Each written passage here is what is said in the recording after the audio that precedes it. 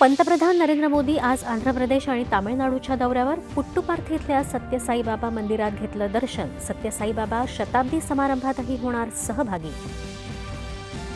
पर्यावरणपूरक आणि रसायनमुक्त कृषी पद्धतींना प्रोत्साहन देण्यासाठी तामिळनाडूत कोइंबतूरमध्ये आयोजित दक्षिण भारत नैसर्गिक शेती शिखर परिषदेचं पंतप्रधान आज करणार उद्घाटन।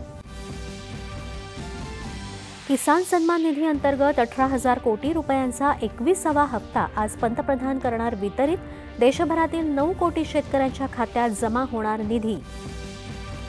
रशिया दौऱ्यावर असलेले परराष्ट्र व्यवहार मंत्री एस जयशंकर यांनी मॉस्को इथं रशियाचे अध्यक्ष व्लादिमीर पुतिन यांच्यासोबत प्रादेशिक आणि जागतिक घडामोडींवर केली चर्चा। संयुक्त राष्ट्र सुरक्षा परिषदेत सुधारणा करण्याची भारताची पुन्हा आग्रही मागणी। सुधारणा प्रक्रियेला पुढे नेण्यासाठी विधायक दृष्टिकोन स्वीकारण्याचं केलं आवाहन।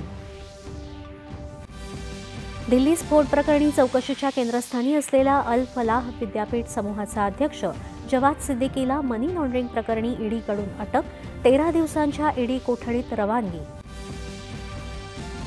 वृत्तवाहिन्यांनी राष्ट्रीय सुरक्षेला धोका निर्माण करणारं वृत्तांकन आणि मजकूर प्रसारित करू नये।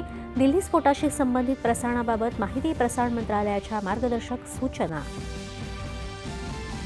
बिहारमध्ये सत्ता स्थापनेच्या घडामोडींना वेग। रालोआची आज संयुक्त बैठक, तर जदयू आणि भाजपाच्या विधिमंडळ पक्षाच्या बैठकीत विधिमंडळ पक्षनेत्याची होणार निवड। बिबट्याचे मानवावरील हल्ले राज्य आपत्ती ठरवण्याचा प्रस्ताव मंत्रिमंडळासमोर आणावा। मुख्यमंत्र्यांचे निर्देश। 2 नवीन बिबट्या पुनर्वसन केंद्र सुरू केली जाणार। अजित पवार यांची माहिती। प्रधानमंत्री विमा योजनेअंतर्गत वन्य प्राण्यांनी केलेलं नुकसान आणि भात पीक पाण्याखाली गेल्यास नुकसान भरपाई देण्याचा केंद्र सरकारचा निर्णय। आणि भारताच्या मूकबधीर नेमबाजांनी डेफ ऑलिम्पिक्समध्ये पुन्हा एकदा घडवला इतिहास। धनुष श्रीकांत आणि महित सांधूची 10 मीटर एअर रायफल मिश्र प्रकारात सुवर्ण पदकांची कमाई।